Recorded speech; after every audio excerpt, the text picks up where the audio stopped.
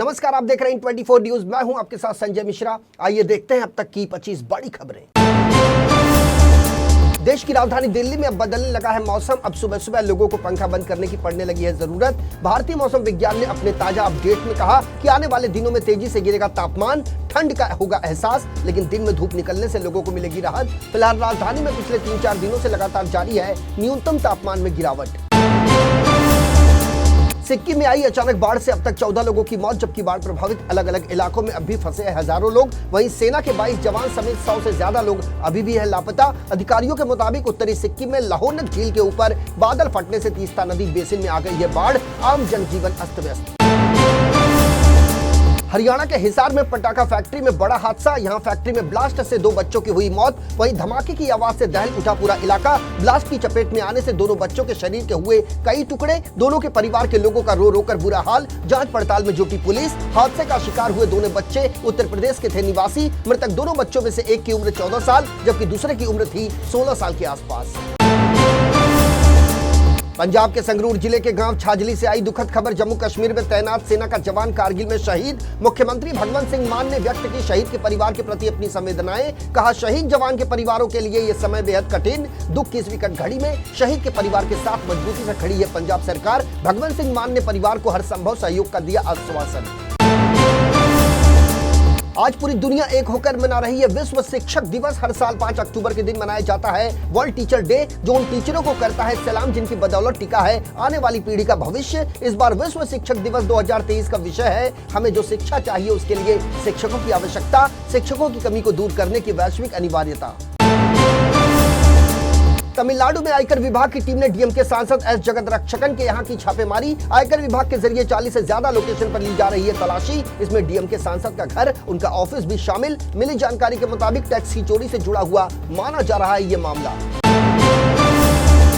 प्रवर्तन निदेशालय ने आज सुबह सुबह पश्चिम बंगाल सरकार में मंत्री रतिन घोष के आवास पर की छापेमारी। मध्यम ग्राम नगर पालिका में कथित भर्ती घोटाले के सिलसिले में ईडी की बड़ी कार्रवाई। मनी लॉन्ड्रिंग के आरोप में ममता के मंत्री के घर और ऑफिस समेत कोलकाता में 13 ठिकानों पर प्रवर्तन निदेशालय की टीम ने ली तलाशी। ममता बनर्जी के मंत्री रतिन घोष मध्यम ग्राम नगर पालिका के अध्यक्ष, उनके खिलाफ सरकारी नौकरियों में अयोग्य उम्मीदवारों की भर्ती घोटाले में शामिल होने का गंभीर आरोप। महादेव ऐप मामले में ईडी ने बॉलीवुड एक्टर रणबीर कपूर को 6 अक्टूबर को किया तलब। इस मामले में जांच एजेंसी की रडार पर टाइगर श्रॉफ, नेहा कक्कड़, विशाल डडलानी, आतिफ असलम, राहत फतेह अली खान, अली असगर और सनी लियोनी समेत कई स्टार शामिल। अकेले छत्तीसगढ़ में ही थे इसके 30 सेंटर। जांच एजेंसियों को शक है कि ये घोटाला हो सकता है 5,000 करोड़ रुपए से भी ज्यादा। Mahadev online book batting app कई वेबसाइट व ऐप का है एक सिंडिकेट। सौरभ चंद्राकर और रवि उप्पल ने मिलकर की थी ऐप की शुरुआत, जिसका पिछले 4 सालों से लगातार हो रहा था संचालन। छत्तीसगढ़ के भिलाई के रहने वाले हैं कंपनी के प्रमोटर। ये प्लेटफॉर्म कथित तौर पर क्रिकेट, टेनिस, बैडमिंटन, पोकर और कार्ड गेम समेत कई तरह के लाइव गेम में अवैध सट्टेबाजी के लिए मुहैया कराती है ऑनलाइन मंच। केंद्रीय सरकारी कर्मचारियों और पेंशनरों के लिए महंगाई भत्ते में बढ़ोतरी के ऐलान करने पर विचार कर रही है केंद्र सरकार। मीडिया रिपोर्ट्स के मुताबिक मोदी सरकार नवरात्रि और दिवाली के बीच डीए बढ़ोतरी का कर सकती है ऐलान। वर्तमान समय में केंद्र सरकार केंद्रीय कर्मचारियों और पेंशनरों को 42% महंगाई भत्ता देती है। वहीं इसमें बढ़ोतरी होने के बाद ये हो जाएगी 46%। मध्य प्रदेश की शिवराज सिंह चौहान सरकार ने महिलाओं को लेकर किया एक बड़ा फैसला। फैसले के मुताबिक मध्य प्रदेश में महिलाओं के लिए सरकारी नौकरी में अब होगा 35% आरक्षण। मुख्यमंत्री शिवराज चौहान की घोषणा के बाद सामान्य प्रशासन विभाग ने जारी किया नोटिफिकेशन।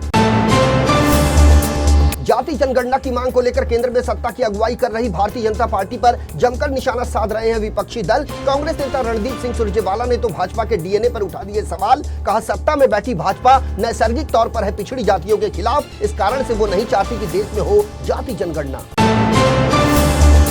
कांग्रेस सांसद राहुल गांधी ने अपनी माता सोनिया गांधी को उपहार के तौर पर भेंट किया एक डॉगी, जिसे लेकर खड़ा हुआ विवाद। दरअसल राहुल गांधी ने अपनी मां सोनिया गांधी को जो डॉगी गिफ्ट किया है उसका नाम रखा गया है नूरी, जिसको लेकर असदुद्दीन ओवैसी की पार्टी ऑल इंडिया मजलिस से इत्तेहादुल मुस्लिमीन ने जताया कड़ा ऐतराज। भाजपा नेता सीटी रवि ने बुधवार को कर्नाटक की कांग्रेस सरकार पर बोला करारा हमला। कहा, यदि कर्नाटक को वैसे ही छोड़ दिया गया जैसे उसे चलाया जा रहा है, उससे तो एक दिन राज्य में उसामा, मोहम्मद अली जिन्ना, कसाब की तस्वीरें कर दी जाएगी प्रदर्शित। बीजेपी नेता सीटी रवि ने बेंगलुरु में एक संवाददाता सम्मेलन में दिया बड़ा बयान। कहा, कांग्रेस को कर्नाटक की सत्ता में आते ही बेलगाम में फहराया गया पाकिस्तान का झंडा और लगाए गए पाकिस्तान जिंदाबाद के नारे। राजस्थान राज्य के मदरसों में नौकरी के इच्छुक उम्मीदवारों के लिए बड़ी खबर। राजस्थान मदरसा बोर्ड ने राज्य में स्थित मान्यता प्राप्त मदरसों में शिक्षा अनुदेशकों और कंप्यूटर अनुदेशकों की भर्ती के लिए जारी की संक्षिप्त विज्ञप्ति। बोर्ड ने शिक्षा अनुदेशक के 4143 पदों और कंप्यूटर अनुदेशकों के 2700 पदों समेत कुल 6843 पदों पर भर्ती के लिए जारी की है विज्ञप्ति। महाराष्ट्र के उप मुख्यमंत्री अजित पवार को पुणे जिले का नियुक्त किया गया संरक्षक मंत्री। बुधवार को सीएम एकनाथ शिंदे ने की संरक्षक मंत्रियों की संशोधित सूची की घोषणा। अजित पवार को पुणे का पालक मंत्री बनाए जाने पर अजित पवार गुट के एनसीपी कार्यकर्ताओं ने मनाया जश्न।